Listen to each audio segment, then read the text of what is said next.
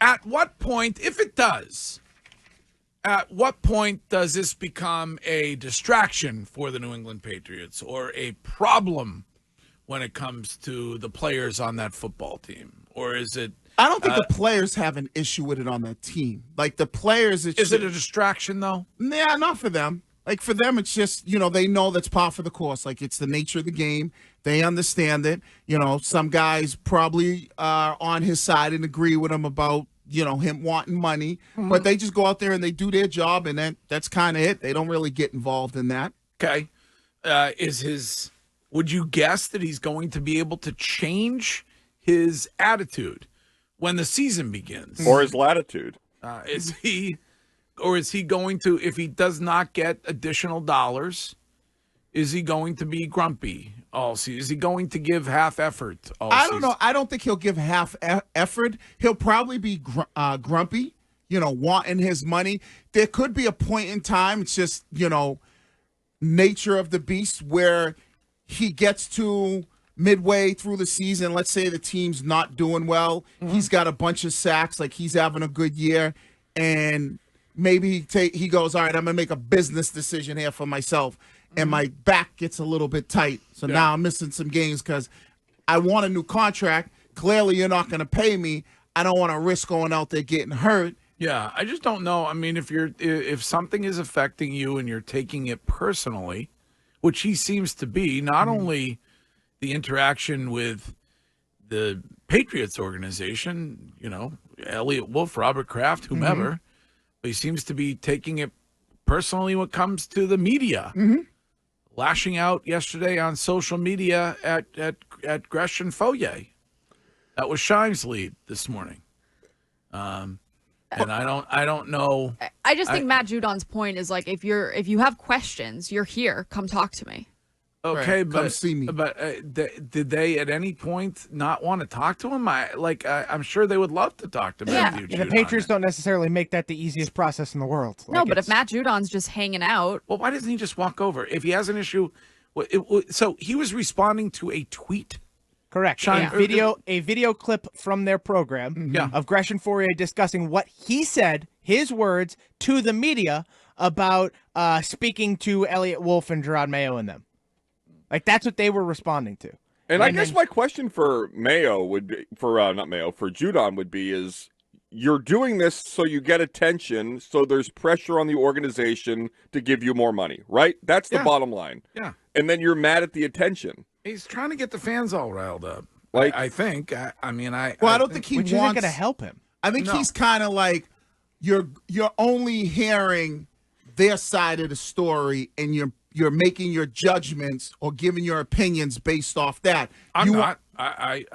I'm just telling you. I'm trying to give you my opinion of how he sees it. But then if you got issue, come see me. But then if Wiggy, if you don't want them or us or anybody to make judgments on him, then when he talks to the media, don't say those things. Say what you actually mean, and then you can be judged based on what you actually say. So it's not like they aren't judging just to be judgy. They're judging his actual comments to the media. That's what they were discussing. And so, like, if he has a problem with that, either be more clear when you're talking to the media or just walk up to them and tell them.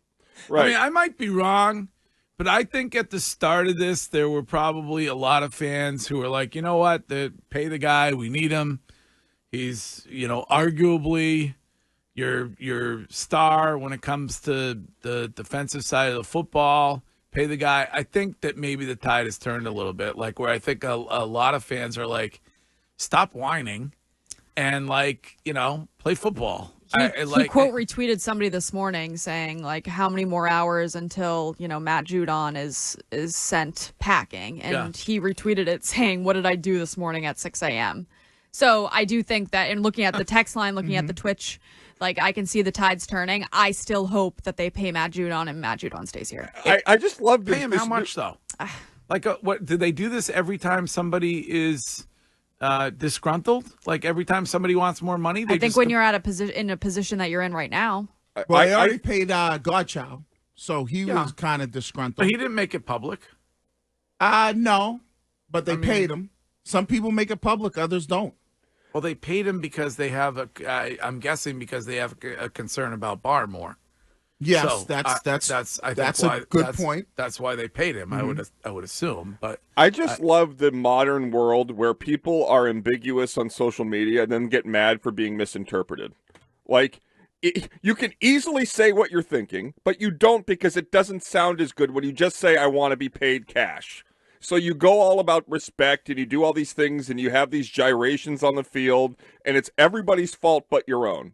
The fact is, you played 4 games last year. The team isn't close to contending this year, and you don't have the leverage you did the year before.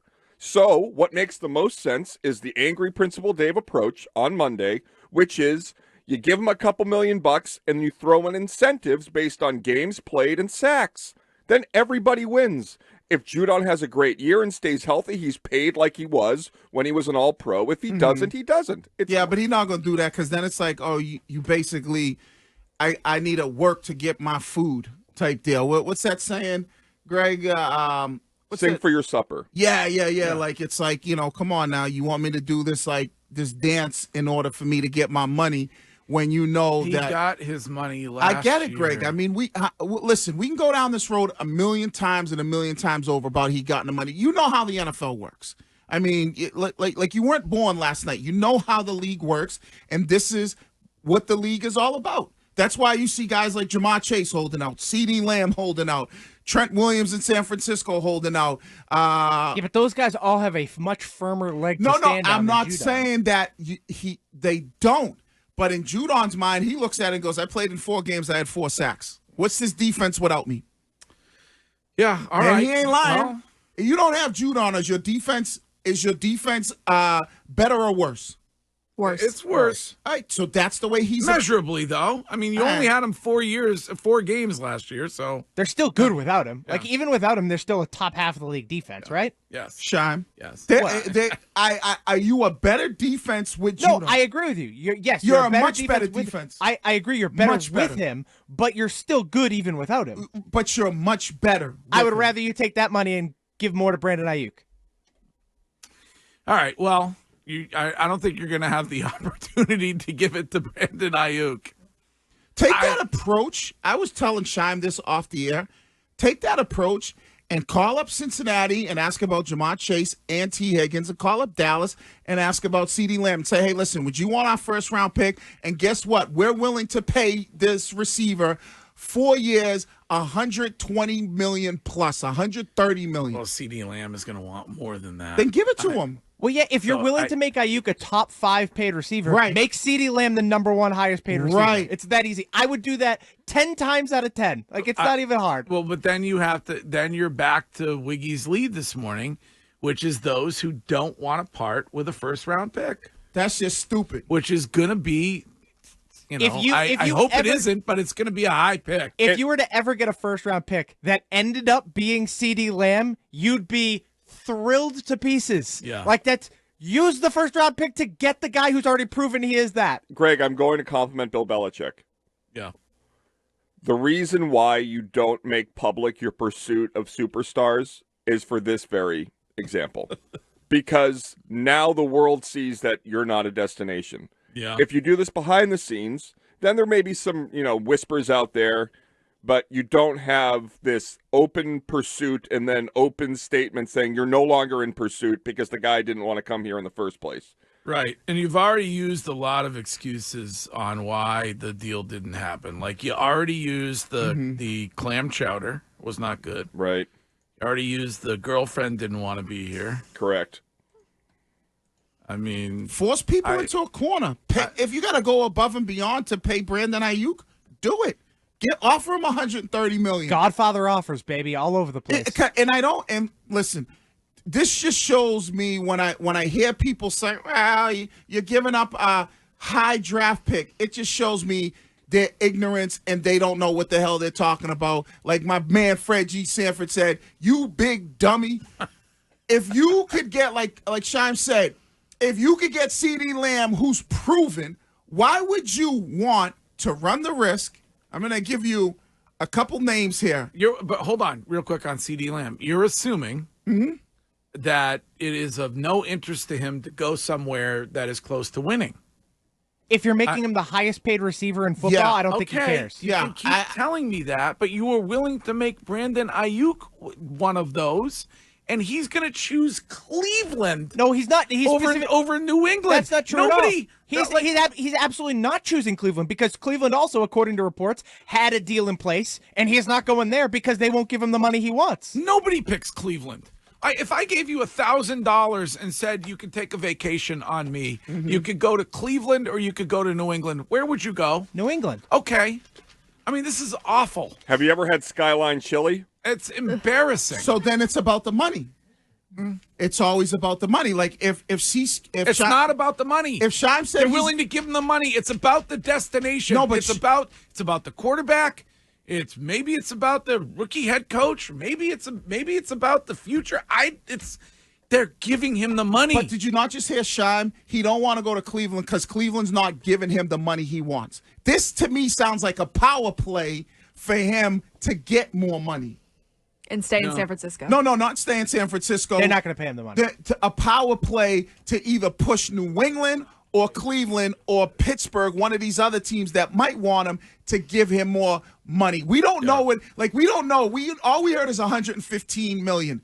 They might have said we'll give you 115 million, but we're only guaranteeing you 70. Pay that man his money. He might want 85. So that could be part of it.